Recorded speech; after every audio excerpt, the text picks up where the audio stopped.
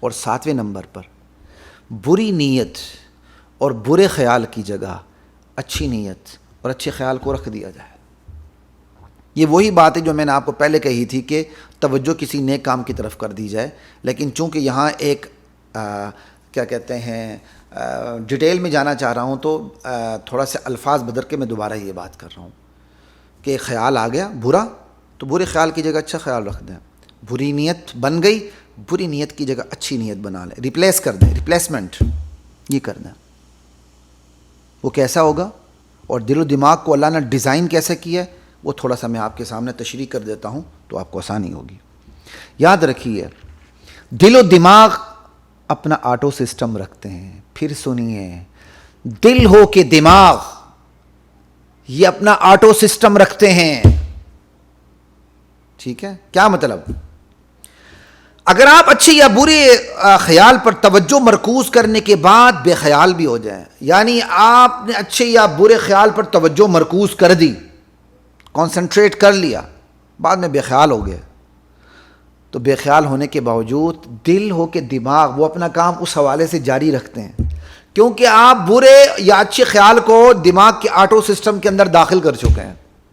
اب اگر آپ بے خیال بھی ہو جائیں تو دل و دماغ اس حوالے سے اپنا کام جاری رکھتے ہیں، اور یہی وجہ ہے کہ وقتاً فوقتاً وہ خیال اچھا ہو یا برا ہو اور آپ کسی بھی کام میں مشغول ہوں وہ فوراً آدمکتا ہے۔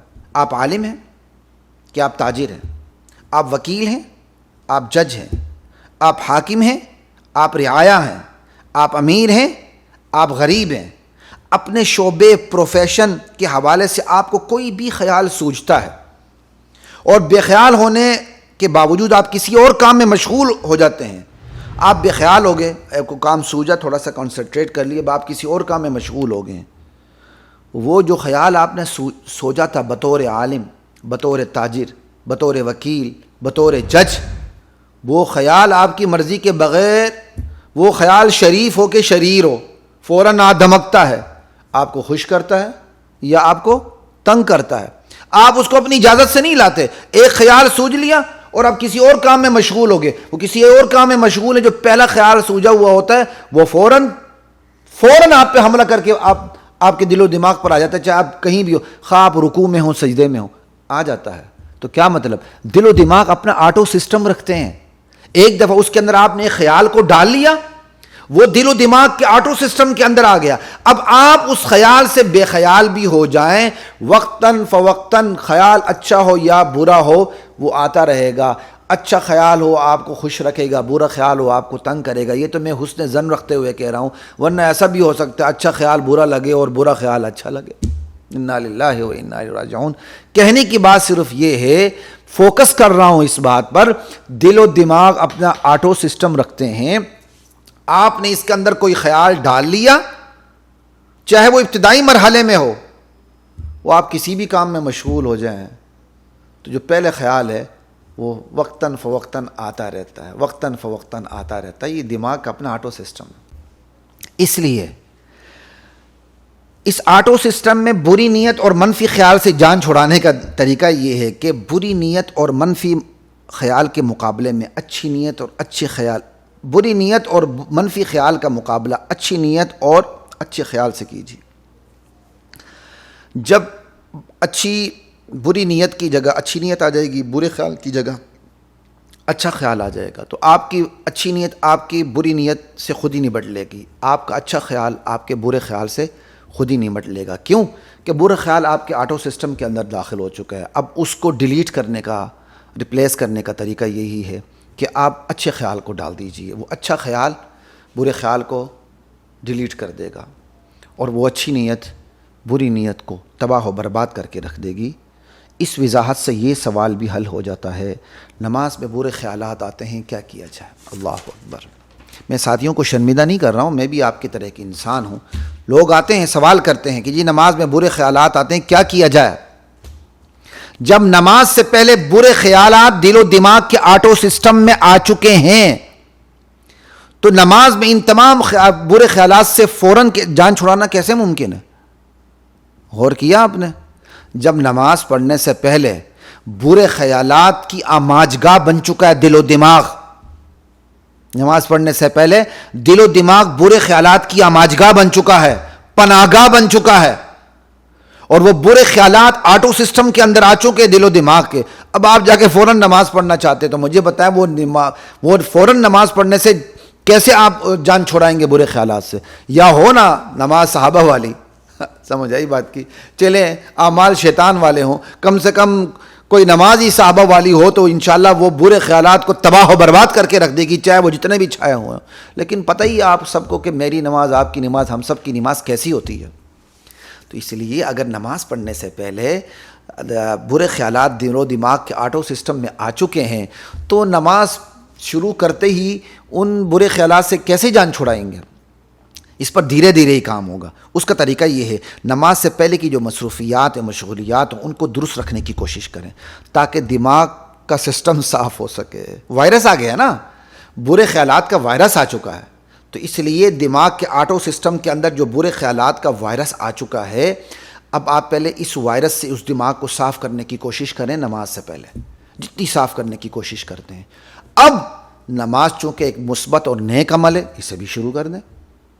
اب یہ مل جل کر کام ہوگا. ایک طرف آپ دماغ کو برے خیالات کے وائرس سے پاک کرنے کی کوششوں میں مصروف ہیں, اور ساتھ ساتھ اچھے خیال, اچھے عمل کی طرف بھی گامزن ہو گئے ہیں, نماز پڑھ رہے ہیں. تو یہ نماز پڑھنے کا عمل اور دماغ کو برے خیالات کے وائرس سے پاک کرنے کا عمل, یہ مل جل کر کام کرنے کا جو عمل ہے, انشاءاللہ یہ چیز برے خیالات کو روک دے گا. کس سے مختصر یہ کہ نیت کی اصلاح اور منفی نیت کی روک تھام میں, نیت کی اصلاح کرنی ہے, منفی نیت کی روک تھام کرنی ہے. اس میں جہاں آپ نے برے خیالات کے اسباب اور وجوہات کا سد باب کرنا ہے, وہاں نفسیات کے قانون تجاذب سے بھی کام لینا. 3 چیزیں میں نے آپ کو ذکر کر دی نا. ایک تو یہ ہے کہ برے خیالات کیوں آتے ہیں, آپ اس اسباب پہ غور کر لیں, پھر ان کے جوابات تلاش کر رہے ہیں. اور دوسری بات کیا ہے کہ نفسیات کے قانون تجاذب سے کام لیں, لا آف انٹریکشن. ٹھیک ہے, اچھا خیال آ گیا تو کنسنٹریٹ کرتے جائیں, اور وہ اچھا خیال خواہش, تمنا, ارادے میں تبدیل ہوتے ہوئے اچھی نیت تک پہنچ جائے گا. برا خیال آ گیا, اس کو پہلی سطح پر ہی اسی سطح پر کچل دیں اور اس کی ریپلیسمنٹ کر دیں اچھے خیال, پھر اس کو ترقی دے دیں. تو آپ نے بری نیت سے کیسے بچنا ہے, تو اس کا دوسرا طریقہ یہ ہے قانون تجاذب سے کام لیں. اور اس کا تیسرا طریقہ یہ ہے کہ دماغ کے آٹو سسٹم سے کا ادراک ہونا چاہیے کہ دماغ اپنا آٹو سسٹم رکھتا ہے. جب آپ ان تینوں چیزوں کو سامنے رکھ کے انشاءاللہ چلیں گے تو دماغ کو, دل کو منفی خیالات سے, منفی نیتوں سے, بری نیتوں سے بچانا اور بری نیتوں کا خاتمہ تبھی ممکن ہوگا. اور چوتھی بات یہ ہے, فرد کو, معاشرے کو, ریاست کو, سیاست کو, حکومت کو, اقتدار کو اچھے خیالات کی پرورش کرنا ہوگی, اچھے خیالات کو فروغ دینا ہوگا تاکہ برے خیالات کو سپیس ہی نہ ملے. جب آپ اچھے خیالات کو فروغ دیں گے, چاہے وہ فرد ہو, چاہے وہ معاشرہ ہو, چاہے ریاست ہو, سیاست ہو, حکومت ہو, اقتدار ہو, کچھ بھی ہو, رعایا ہو, جب اچھے خیالات کو فروغ دیں گے تو برے خیالات کو سپیس ہی نہیں ملے گی, جگہ ہی نہیں ملے گی.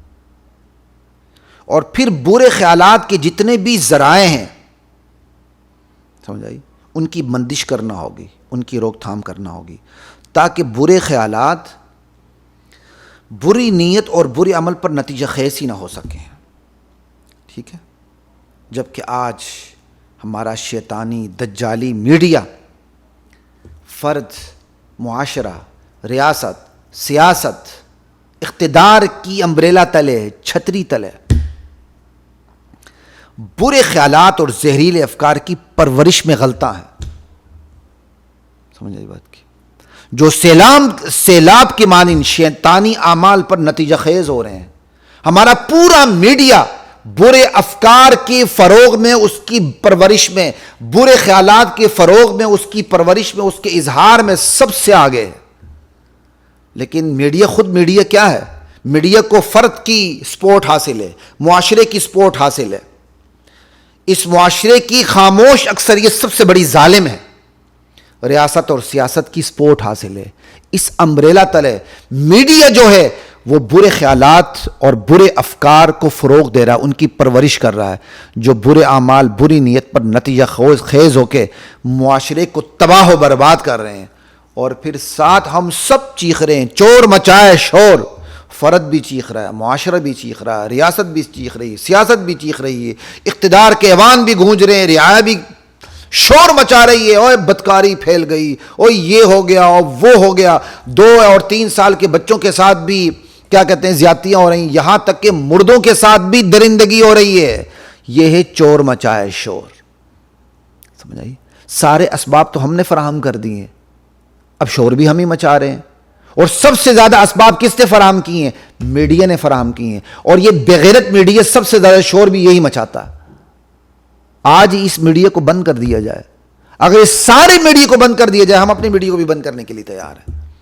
یہ تو مزاحمتی طریقہ کار ہے جو ہم نے اپنایا ہوا ہے، لا الہ الا اللہ۔ تو بات یہی ہے، جہاں تک بات آ رہی ہے کہ ہم نے برے افکار کی پرورش نہیں کرنی بلکہ اچھی افکار کی پرورش کرنی ہے، اور برے افکار کی پرورش میں بہت بڑا کردار ہماری شیطانی میڈیا کا ہے، اور جب اس کے نتائج سامنے آ رہے ہیں اس پر بھی شور سب زیادہ میڈیا ہی مچا رہا ہے۔ علاج کی طرف یہ آنا نہیں چاہتا، کیونکہ اس میڈیا کا کام یہ بے حیائی کو فروغ دینا، بدکاری کو فروغ دینا، ہم جس پرستی کو فروغ دینا، جس مقصد کے لیے پورا میڈیا اس وقت دنیا کے اندر چھایا ہوا ہے، اور یہ خبریں دینا یا انفارمیشن دینا یا یہ تو ثانوی حیثیت کی چیزیں، اصل تو بدکاری اور بے حیائی ہے۔ اللہ کی ذات ہم سب کی حفاظت فرمائے۔ ہم اس میڈیا پر بھی جو کام کر رہے ہیں حضرات محترم، خواتین و حضرات، وہ اسی لیے کر رہے ہیں۔ ہماری نسل میڈیا، سوشل میڈیا پہ شفٹ ہو چکی ہے، اس کو بے یار و مددگار نہیں چھوڑا جا سکتا۔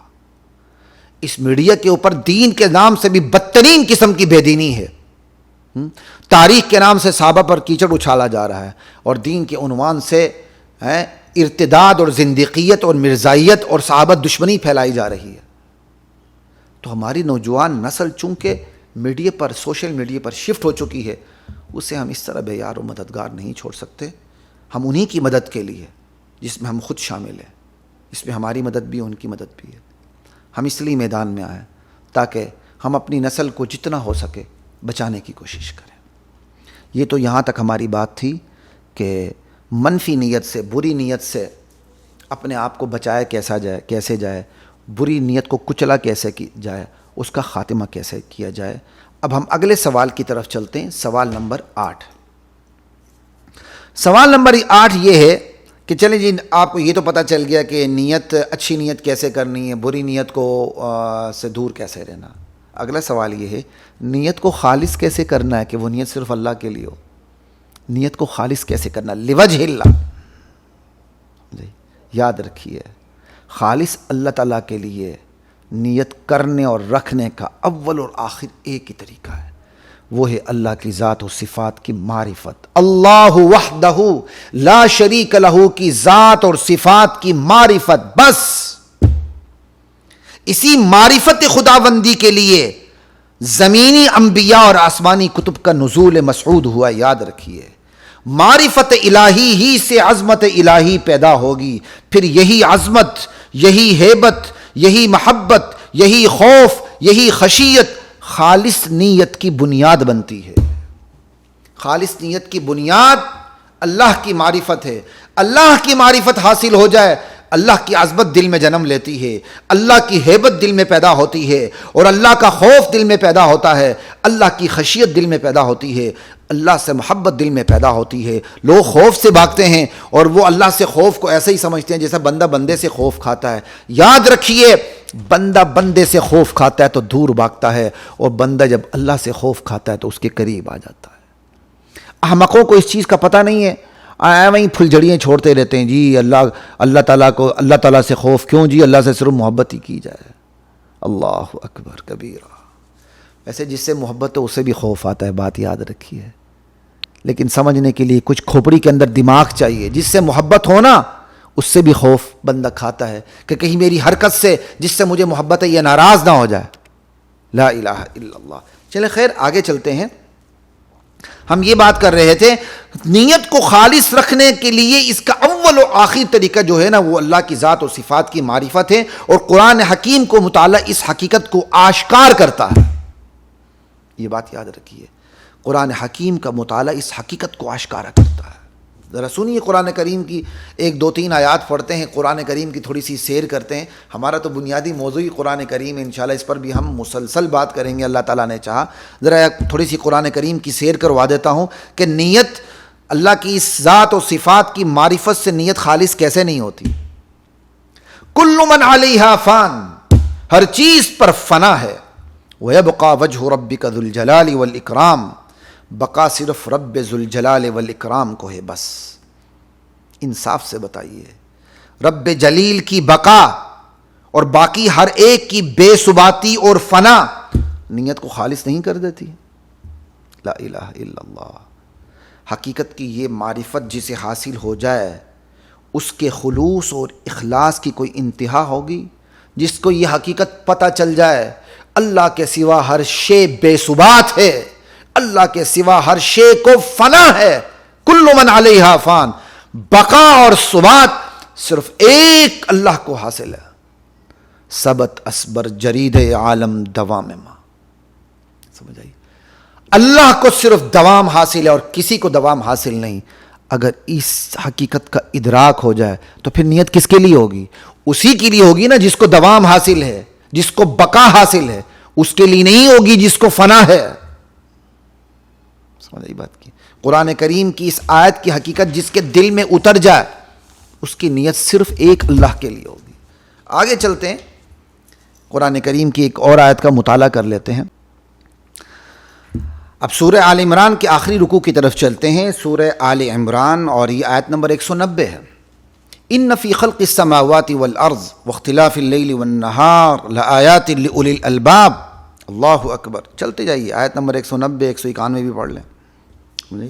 ارض و سما کی تخلیق میں اہل عقل و دانش کے لیے حقیقت تک رسائی کی تمام تر نشانیاں موجود ہیں۔ ان فی خلق السماوات والارض واختلاف اللیل والنہار لآیات لأولی الالباب، ارض و سما کی تخلیق میں اہل عقل و دانش کے لیے حقیقت تک رسائی کی تمام تر نشانیاں موجود ہیں۔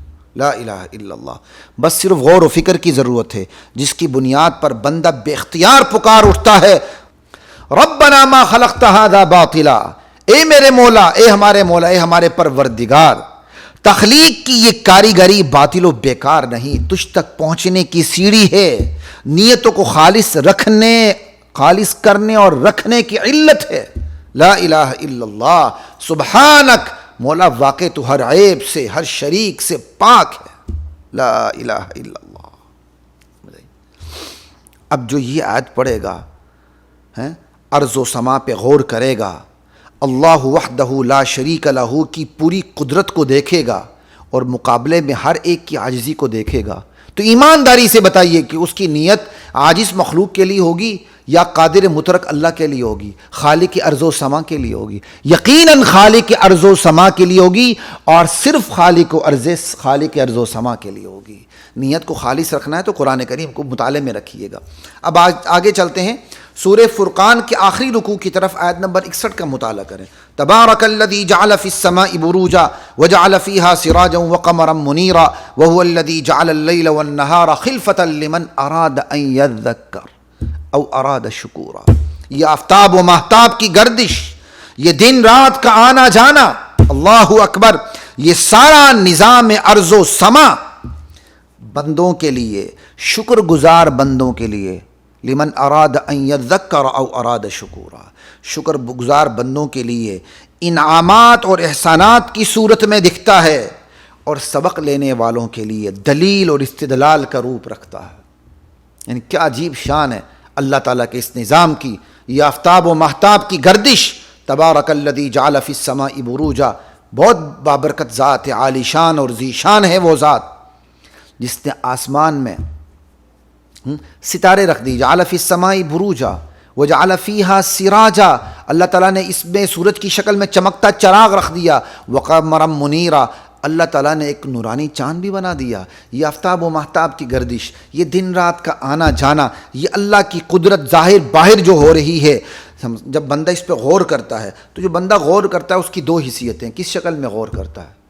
اگر وہ شکر ادا کرنے کی نیت سے غور کرتا ہے تو رب کا یہ پورا نظام انعامات کی روپ میں اس کے سامنے آ جاتا ہے، احسانات کی روپ میں سامنے آ جاتا ہے. وہ پورے اس نظام کو اللہ کا اپنے اوپر انعام سمجھتا ہے، اللہ کا اپنے اوپر احسان سمجھتا ہے. یہ پورا نظام گردش میں آتا ہے، شمسی نظام گردش میں آتا ہے، قمری نظام گردش میں آتا ہے، فلکی نظام گردش میں آتا ہے، زمینی نظام گردش میں آتا ہے، درمیانی جو نظام وہ بھی گردش میں آتا ہے. تب جا کے گندم کا ایک دانہ وجود میں آتا ہے جو پس کر روٹی بن کر اس کے لیے لقمہ بن جاتا ہے. اللہ چاہتے تو کن فیکون کے ذریعے سب کچھ چیز سامنے آ جاتی. اللہ تعالیٰ چاہتے بنی اسرائیل کی من و سلوہ اوپر سے آتا ہے تو اوپر سے آیا، تو کیا اس محمد کے لیے اوپر سے من و سلوہ نازل نہیں ہو سکتا تھا؟ تیار و خوراک نہیں آ سکتی تھی؟ سب کچھ آ سکتا تھا. لیکن اللہ چاہتے تھے میرے بندوں کے سامنے میری قدرت کا اظہار ہو. اللہ نے قدرت کے اظہار کا طریقہ یہ اپنایا.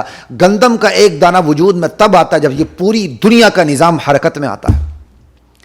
جب بندہ شکر ادا کرنے کے لیے اس نیت سے جب اللہ کی اس پوری کائنات کو دیکھتا ہے، یہ پوری کائنات نعمت اور احسان بن کے سامنے آتی ہے. اگر یہی بندہ اس نیت سے دنیا کا مطالعہ کرتا ہے کہ میں اللہ کی معرفت حاصل کروں، مجھے اس کائنات کے خالق کی دلیل ملے، یہ پوری کائنات پھر دلیل کا کام دیتی ہے، یہ پوری کائنات پھر استدلال کا کام دیتی ہے. وہ پوری کائنات کو اللہ کے لیے دلیل کے روپ میں دیکھتا ہے. ففی کل شیء لہ آیۃ تدل علی انہ واحد. ہر چیز میں نشانی موجود ہے کہ وہ اللہ صرف اللہ ہے، وحدہ لا شریک اللہ ہے. جو لا کیا وہ لا ہوا، وہ لا بھی اس میں لا ہوا، جز لا ہوا کل لا ہوا. پھر کیا ہوا؟ اللہ ہوا. مولانا عمر پالمپوری رحمۃ اللہ علیہ یہ شعر پڑھا کرتے تھے. جو لا کیا نہیں، سوری مجھے ابھی یاد آ گیا، اور غالباً شاید مولانا عمر پالمپوری رحمۃ اللہ علیہ کا بیان میں نے براہ راست خود سنا یا کیسٹ میں سنا بڑے عرصہ پہلے.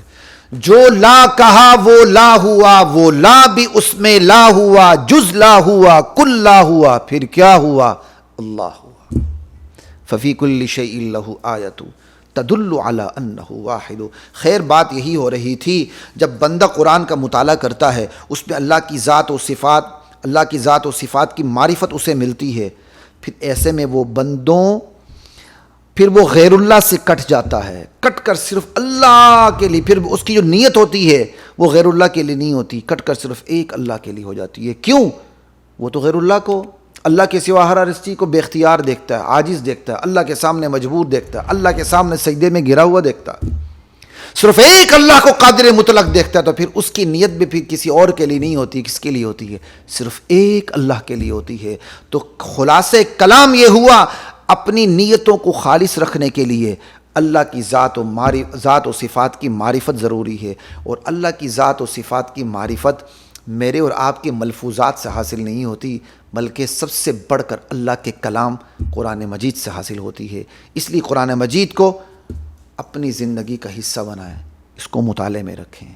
یہ ہر چیز سے آپ کو بے نیاز کر دے گی. لا الہ الا اللہ. اب سوال نمبر 9 کی طرف چلتے ہیں. ہماری بات اس پر بھی ہو گئی نیت اچھی کیسی رکھی جائے، ہماری بات اس پر بھی ہو گئی بری نیت سے بچا کیسے جائے، ہماری بات اس پر بھی ہو گئی نیت کو خالص کیسے رکھا جائے. بھائی نیت خالص بھی ہو تو بلند تو ہوتی ہی نا، لیکن بلندی کی بھی تو پھر مختلف درجے ہیں نا. اب سوال یہی ہے نیت کو بلند سے بلندتر کیسے کیا جائے. خالص نیت تو بلند ہی ہوا کرتی ہے بھائی، البتہ بلندی کی بھی تو درجہ بندی ہے. بلندی کی معراج کی طرف سفر ہر فرد مسلم کا نصب العین ہوتا ہے، نہیں ہوتا تو ہونا چاہیے. ٹھیک ہے. کتاب و سنت نے بلندی کی معراج کی جانب سفر کرنے کو آسان بنانے کے لیے لا الہ الا اللہ آئیڈیل شخصیات کو سامنے رکھا. کتاب و سنت نے بلندی کی جانب سفر کو آسان بنانے کے لیے، نیت کو بلند سے بلندتر کرنے کے لیے لوگوں کے سامنے، اللہ کے بندوں کے سامنے آئیڈیل شخصیات کو رکھا ہے، تاکہ آئیڈیل شخصیات پہ اس کی نظر جائے، ان کو فالو کرے، تاکہ اس کے لیے بلند سے بلندتر ہونا آسان ہوتا چلا جائے، نیت کو بلند سے بلندتر کرنا آسان ہوتا چلا جائے. بطور مقتدا کہتے ہیں جس کی اقتدا کی جائے. امام کو مقتدا کہتے ہیں نا، کیونکہ ہم نماز میں اس کی اقتداء کرتے ہیں. خلیفۃ المسلمین مقتدیٰ ہوتا ہے. مقتدی میں اور آپ ہوتے ہیں, ہم امام کے پیچھے نماز پڑھتے ہیں, نہیں, یہ مقتدی. تو عام لفظ عوام کو تو مقتدی کی سمجھ آتی ہے, مقتدیٰ کی سمجھ نہیں آتی. مقتدی جو پیروی کرتا ہے, مقتدیٰ جس کی پیروی کی جائے. تو اب بطور مقتدیٰ جس کی اقتداء اور پیروی کرنی ہے وہ نبی کریم صلی اللہ علیہ وسلم کی ذات معصومہ ہے, جن پر معصومیت ختم ہو چکی ہے, جن پر نبوت ختم ہو چکی ہے.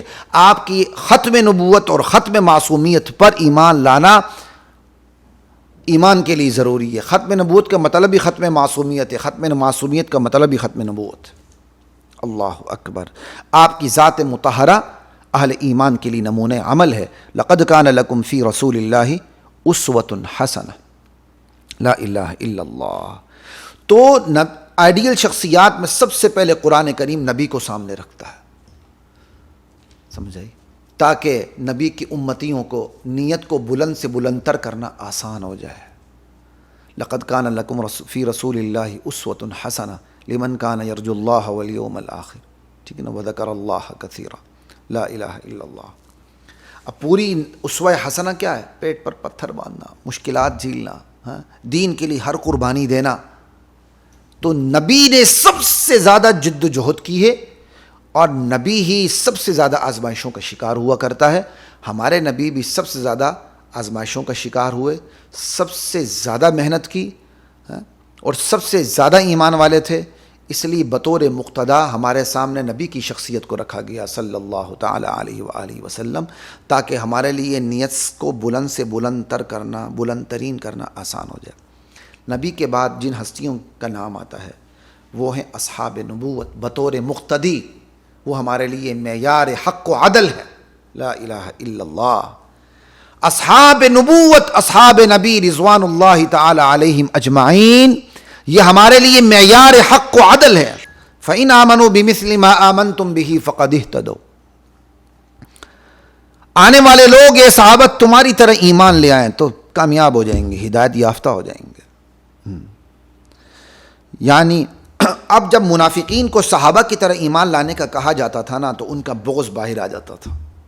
جب انہیں کہا جاتا تھا وَإِذَا قِيلَ لَهُمْ آمِنُوا كَمَا آمَنَ النَّاسِ, ایسے ایمان لاؤ جیسے یہ صحابہ ایمان لائے, تو ان کا بغض زبان پر آ جاتا تھا بے ساختہ. وہ کہتے تھے انؤمن کما آمن السفہاء, ہم ایسے ایمان لائیں جیسے یہ بیوقوف ایمان لائیں. جب ان کے سامنے صحابہ کو معیار حق و عدل بنا کے پیش کیا جاتا تھا تو صحابہ کے خلاف ان کا بغض, ان کی عداوت, ان کی دشمنی باہر ہو جاتی تھی. وہ پھر صحابہ کی توہین کرنے لگتے. لا الہ الا اللہ واللہ اکبر.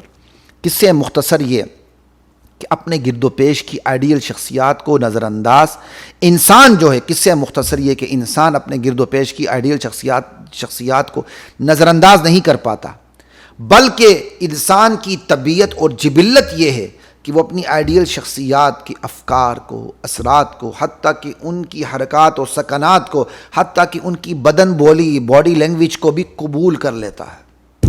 یہ انسان کی طبیعت اور جبلت ہے کہ وہ اپنی آئیڈیل شخصیات کی حرکات اور سکنات کو بھی کاپی کرنے لگتا ہے.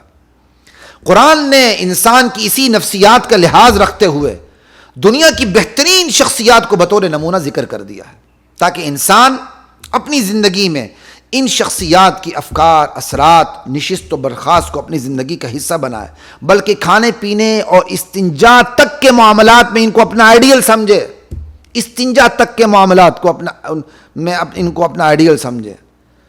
جس طرح قرآن کریم نے آئیڈیل شخصیات, بہترین آئیڈیل شخصیات کو سامنے رکھا تاکہ ان کی پیروی کی جائے اور ان کو آئیڈیل سمجھا جائے, ان کی زندگی سے سبق لیا جائے.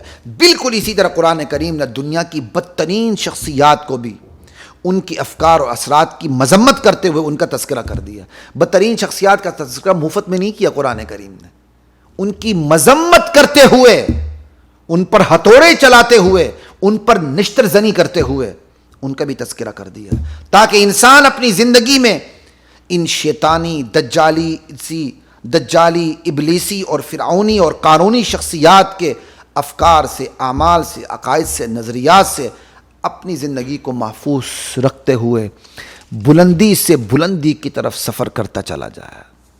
بلندی کی سمت سفر میں نبی, صحابہ اور تابعین کے بعد اپنے گرد و پیش کی ان شخصیات کا جائزہ لیتے رہا کریں جو والذین اتبعوہم بإحسان کا مصداق ہوتے ہیں. والسابقون الاولون من المہاجرین والانصار والذین اتبعوہم بإحسان. اللہ اکبر. مہاجرین، انصار جو سابقین ہیں، مہاجرین میں سب سے پہلے ایمان لانے والے، انصار میں سب سے پہلے ایمان لانے والے.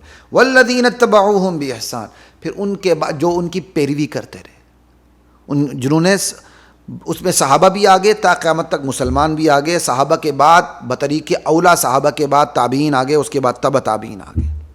سمجھ آئی؟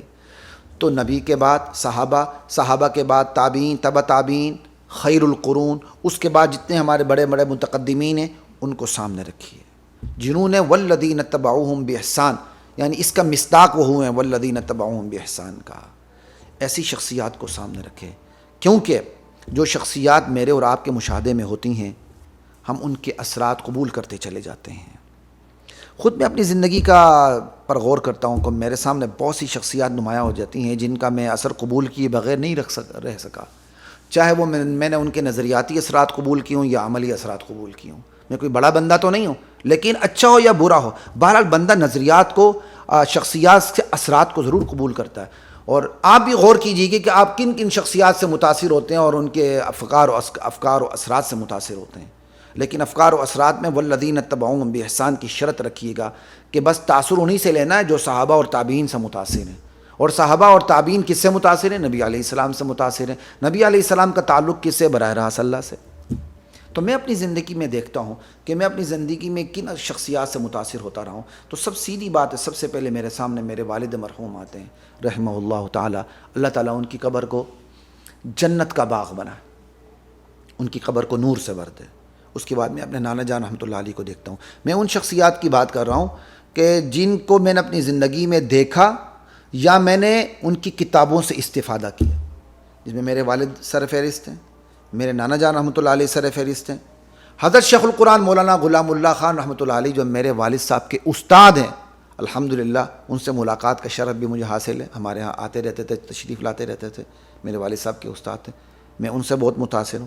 اسی طرح مولانا ابو الحسن علی ندوی رحمۃ اللہ علیہ، میں ان کی زیارت نہیں کر سکا، مجھے افسوس ہے، باوجود کہ امکان تھا زیارت کا، لیکن میں نے ان کی کتابوں سے بہت استفادہ کیا، بہت استفادہ کیا. میں ان سے بہت متاثر ہوں.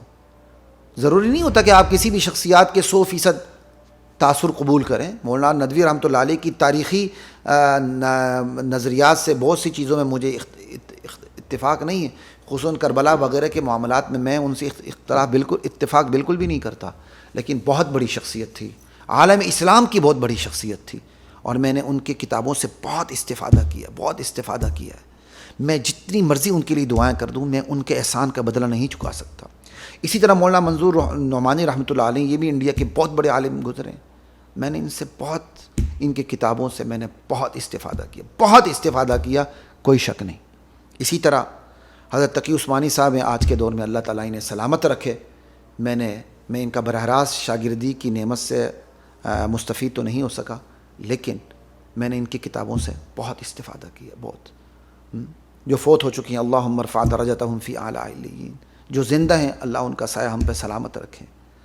مجھے آج بھی یاد ہے مولانا ابو الحسن علی ندوی رحمۃ اللہ علیہ جب پاکستان کے آخری دورے پر تشریف لائے تو لاہور میں بھی وہ تشریف لائے تھے، باوجود کہ میں چاہتا تو امکان تھا کہ میری ان سے ملاقات ہو جاتی، اور غالباً میرے والد صاحب کو بھی چونکہ پتہ تھا کہ میں ان سے محبت بھی کرتا ہوں اور ان کی کتابیں بھی پڑھتا ہوں مولانا ابو الحسن علی ندوی رحمۃ اللہ علیہ کی، میں ملاقات نہیں کر سکا. والد صاحب کو شاید میں نے خود بتایا یا انہیں پتہ چلا یا جو بھی تھا، تو میری یہ حرکت، یہ سستی میرے والد صاحب کو بہت ناگوار گزری کہ تم نے ملاقات کیوں نہیں کی.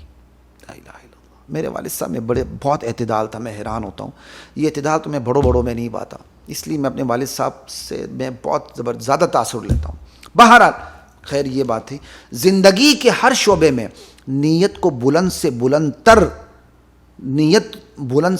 تر ہونی چاہیے، بلند ترین ہونی چاہیے، کیونکہ نیت کی رسائی وہاں تک ہوتی ہے جہاں عمل نہیں پہنچ پاتا. نیت بہت طاقتور ہے، نیت وہاں پہنچ جاتی ہے جہاں بیچارہ عمل نہیں پہنچ پاتا بہت دفعہ. سمجھے؟ باشعور زندگی میں اپنی نیت کو بلند رکھنے کی تمام تر ذمہ داری باشعور فرد پہ ہوتی ہے، بالغ فرد پر ہوتی ہے. وہ اپنی نیت کو بلند رکھنے کے تمام اسباب اختیار کرے، ورنہ اللہ کے سامنے کل وہ کوئی جواب نہیں دے سکے گا۔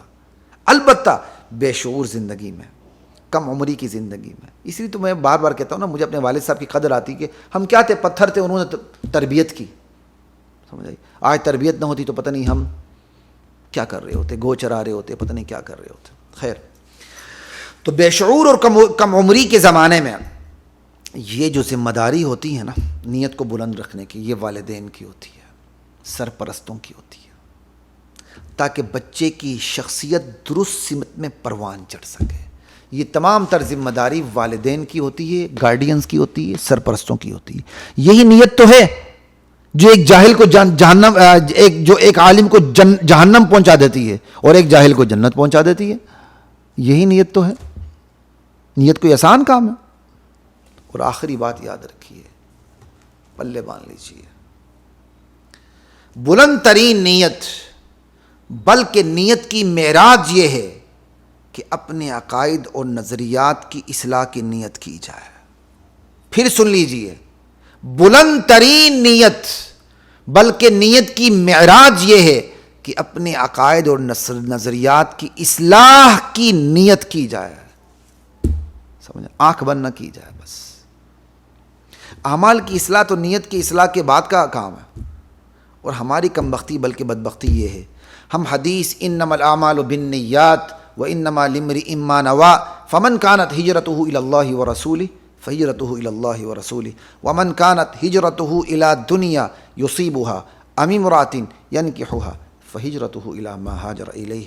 ہم اس حدیث سے اعمال کی اصلاح کا تو شاید کام لے لیتے ہیں تھوڑا بہت، فقہی مسائل میں جھگڑنے کا کام تو خیر ہم بہت زیادہ لیتے ہیں اس حدیث سے، چلیں تھوڑا بہت ہم اعمال کی اصلاح کا کام بھی لے لیتے ہیں، لیکن اس حدیث سے عقیدے اور نظریے کی اصلاح کا کام لینا کہ ہمارے عقیدے اور نظریے کی اصلاح ہو جائے، یہ کام ہم اس حدیث سے بالکل نہیں لیتے ہیں۔ حالانکہ یہ جو حدیث ہے یہ عقیدے کی اصلاح پہلے کرتی ہے، عمل کی اصلاح بعد میں کرتی ہے۔ کیوں؟ نیت ہوتی کس کے لیے؟ لوجہ اللہ ہوتی ہے، اللہ کے لیے ہوتی ہے۔ نیت کے اندر جب تک اللہ نہ آئے وہ نیت ہی نہیں ہوتی ہے، شرعی نیت، اور جب تک نیت میں اللہ نہ آئے وہ نیت بنتی نہیں ہماری۔ تو یہ حدیث سب سے پہلے عقیدے کی اصلاح کرتی ہے، عقیدے کی اصلاح پہلے کرتی ہے، اعمال کی اصلاح بعد میں کرتی ہے۔ ہم اس سے سب سے پہلے کام لیتے ہیں فقہی مباحث میں الجھنے کا، بعد میں تھوڑا بہت کام لے لیتے ہیں اعمال کی درستی کا، لیکن عقیدے کی درستی کا کام ہم نے قسم اٹھا رکھی، ہم نے اس سے کام نہیں لینا۔ اللہ کی ذات میری اور آپ کی حفاظت فرمائے۔ احادیث نبوت کے اندر جو موتی بکھرے پڑے ہیں، اللہ ان موتیوں کو سمیٹنے اور ان خزانوں سے مستفید ہونے کی ہم سب کو توفیق عطا فرمائے۔ السلام علیکم ورحمۃ اللہ وبرکاتہ۔